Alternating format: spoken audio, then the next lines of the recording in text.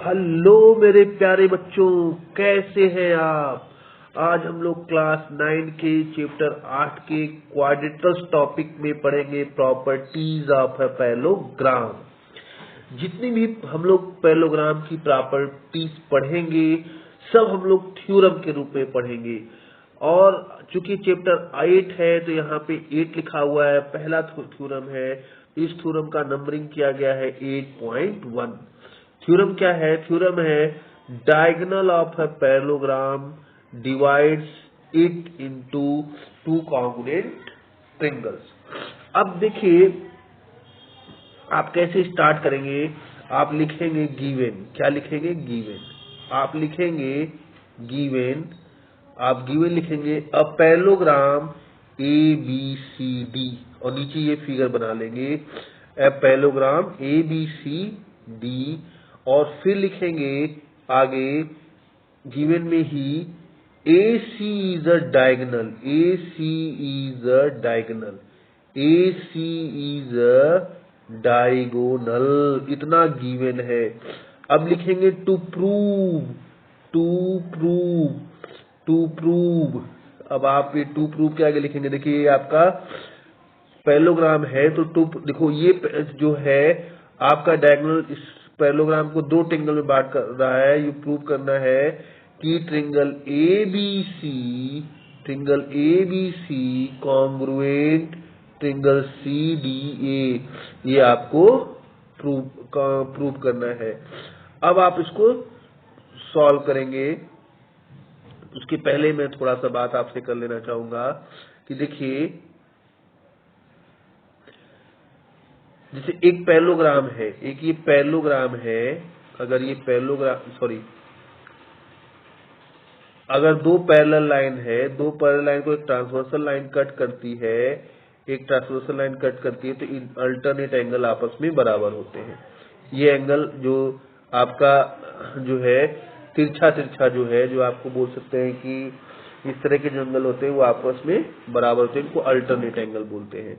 यही प्रॉपर्टी यहाँ आपको प्रॉफिट पहुंचाएगी, फायदा पहुंचाएगी कि अल्टरनेट एंगल आपस में बराबर होते हैं। अब देखिए जो चीजें मैंने पढ़ाना है मैंने यहाँ जो है कि पीपीटी में भी लिख दिया हुआ है। अब देखिए पहले पैरेललोग्राम रेक्टेंगल एबीसीडी में हम पहले ट्रायंगल एबीसी और सीडी में देखते हैं। बीसी क्या है? बीसी क्या है? Parallel AD. बीसी क्या है? Parallel AD. और एसी क्या है? एक ट्रांसवर्सल है। एसी क्या है? ट्रांसवर्सल है। तो आप देख सकते हैं कि ये वाला this angle is equal to this angle. ये एंगल कौन सा है? ये एंगल कौन सा है? BCA। ये एंगल कौन सा है? BCA। और ये एंगल कौन सा है? ये एंगल आपका है DAC। ये दोनों आपस में क्या है? बराबर। क्यों बराबर है? क्योंकि ये है अल्टरनेट एंगल। क्यों बराबर है? क्योंकि ये है अल्टरनेट एंगल। ठीक है। अब आगे चलते हैं। अभी हमने क्या पढ़ा? अभी हमने पढ़ा BC पैरेलल AD। अब हम पढ़ेंगे AB पैरेलल DC। ये गिवन है।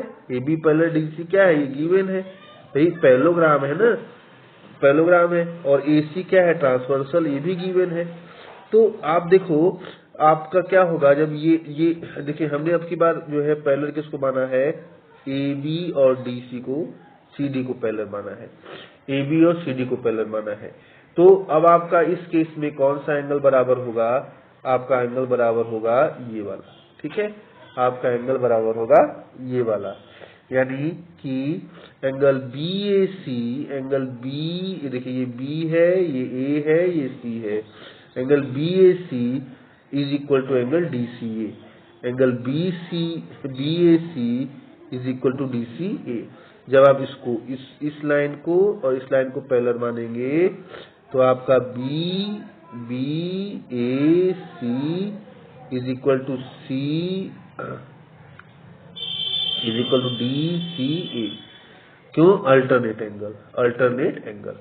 अब आप देख लो, अब आप यहाँ पे देख लो इस जो है एक सेकेंड। अब आप यहाँ पे एक चीज देखिए, इस पैरेललोग्राम में आपने क्या किया? अब ये इस ट्रायंगल में आपने क्या प्रूव करा दिया?